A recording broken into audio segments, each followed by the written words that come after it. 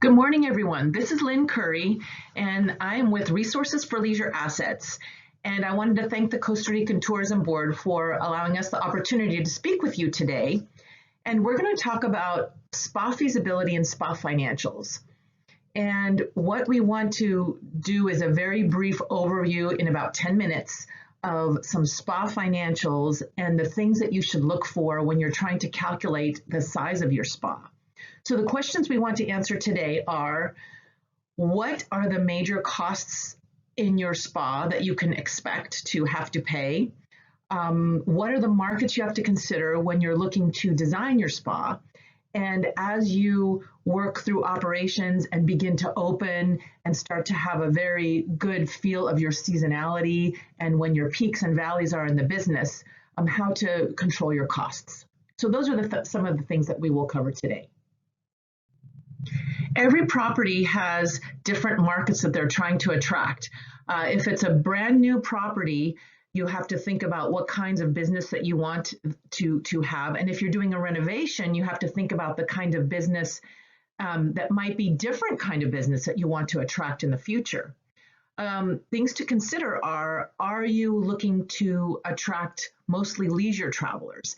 And if so, are you thinking about maybe more of a romantic couples retreat? Are you thinking about having a solo traveler retreat?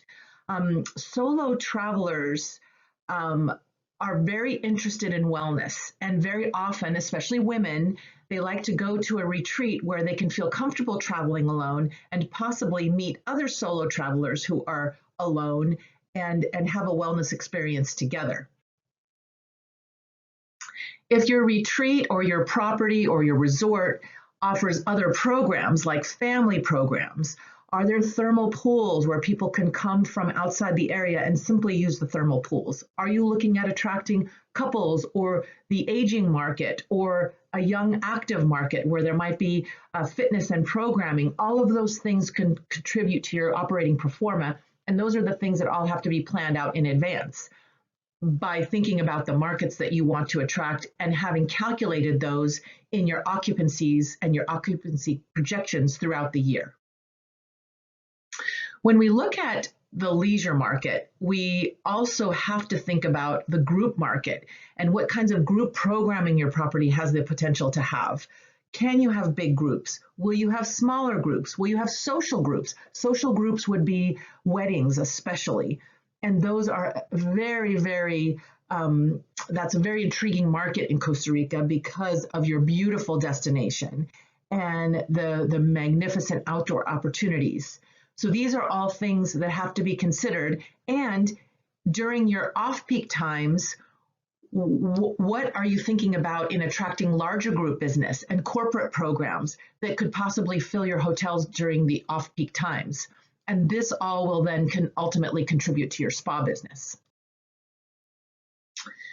What kind of property do you have? Do you have a property with natural resources right there ready for wellness programming such as thermal springs and rivers and waterfalls? Do you have gardens and walkways? Are you close to some parks where you could incorporate the wellness programming of your spa into a quick jaunt from your property and taking guests over to these beautiful areas? These are all things that can also contribute to the pro forma and the bottom line, because ultimately you want to be the resource for your guests to do all the wellness programming. And most of the time, based on your region of the world and the desire of guests to visit you, most of the time you have the opportunity to be the adventure traveler booking mechanism as well, because the adventure travel is definitely part of the wellness experience. And that's really what people are seeking. So we want to get into the operating pro forma now and start with our revenue making opportunities, and then we'll look at the costs. So first of all, we have all of our treatment potential. And the treatment can range from your massages and skincare and hair and nail care, if you have a beauty salon for those latter two, to contribute to your treatment mechanism. But we have to remember that a guest is not coming to a spa just to spend an hour in a treatment. They're also coming to your spa to spend that hour in the treatment plus a bit of relaxation before and after the treatment. So what are you offering your guests that will warrant not just the spa treatment and the treatment revenue, but also will warrant a facility fee that a guest could pay if they're not booking a treatment? But what do you have on property that they can utilize? Are you close or on the beach? Can you offer them soaking in thermal springs? Do you have those gardens and relaxation areas that would provide an extra opportunity for some solo wellness experiences? Those are all things that warrant the facility fee. There is also a membership potential if your spa is located near a higher end residential area. You might have a really nice fitness program that the locals would be very interested in becoming members and using regularly. This would be less utilized probably in your region, but could be a potential if you're located in the right place. And then, of course, spa retail. Spa retail is very important because guests will purchase what they've experienced with, what they've experienced in the spa by purchasing not just the skincare products, but also maybe your robes or your slippers or some of the jewelry that some of your staff might have been wearing on display. They might purchase that as well. It's important to make sure that that's indigenous, and as much local art would be, of course, welcomed by your guests and contribute to the bottom line. When we're looking at facility fees, the way we've calculated that in the pro forma is, in this particular example, we've looked at a $50 facility fee based on 50 guests a day. Obviously, this fee potential is not always available to every facility. You have to have some kind of a facility that provides a $50 worthy experience. And that varies greatly depending on where you're located and what you have to offer. But I've included it in this pro forma just so you think about it being a potential. When we're thinking about the retail costs also, we look at industry averages. Look, spa retail can range from 10% to 30% of your treatment costs, depending on how well your staff is trained at selling, depending on what kind of retail product you sell, and depending on the visibility of the retail area. So it's important to put your spa retail in an area of high pedestrian traffic and high visibility, so even guests that are not going to the spa may have the opportunity to purchase something. This is a really good opportunity, and that's how you would increase that number from 22% upwards. Hopefully, that would be the goal. Of course, there's a cost to everything. Again, these are industry averages, and the treatment cost of sale here is solely the treatment product cost and the cost of the supplies. It is not the cost of your labor. So treatment cost of sale generally runs around 4% when you're thinking about what's used in the treatments, and that's an average. That's very low for massages, and it's much higher for body treatments and facials, for example. Your spa retail cost of sale should be 50% or less. It should not be more than 50%. So whatever you're purchasing for your spa retail needs to be doubled at least in order to generate the right revenues. Then, of course, labor. Labor is the biggest challenge in the spa industry, no matter where in the world you're located. Even in areas of the world that the labor is less expensive, we're still dealing with labor being a very high percentage of the spa pro forma, and it has to be yield managed very carefully. Labor can greatly increase during your busy times, but if you have slower periods, it's very important to yield manage the labor so that you are not having staff waiting around while you're unsure of your spa treatment levels.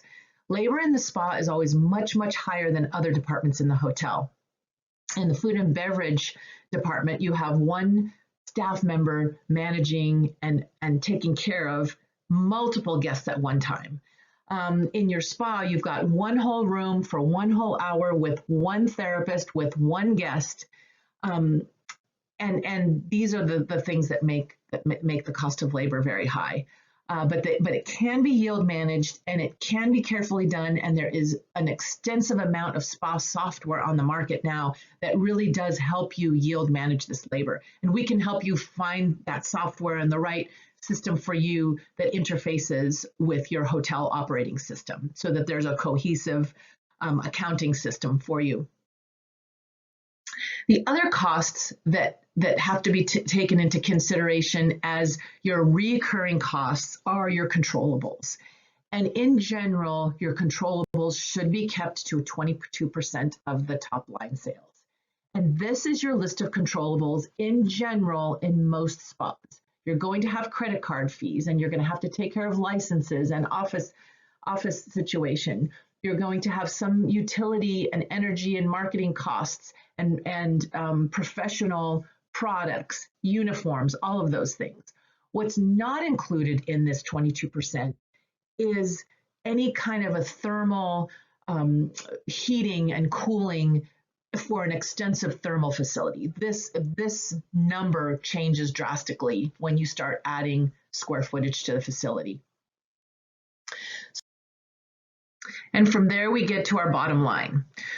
So this bottom line number varies greatly, and your final profit can be changed drastically for the better by lowering your labor. Your labor is always going to be the biggest and toughest nut to crack. So we can help review that with you and help you look at your specific numbers for your specific facility. So today we've covered some feasibility information, we've covered and reviewed some financials, and we also have your list that we will continue with in these videos of the things you have to do before you open, when you're going through the design development process, and when you're starting to think about getting your spa built and open and your staff hired. We are happy to be part of this. I hope you are all well. I am sorry that I cannot be there with you in person to have a one-on-one conversation, but we are here via phone and email. Please feel free to contact us, and we're always happy to assist. Pura vida, and thank you so much for your attention today. Bye-bye.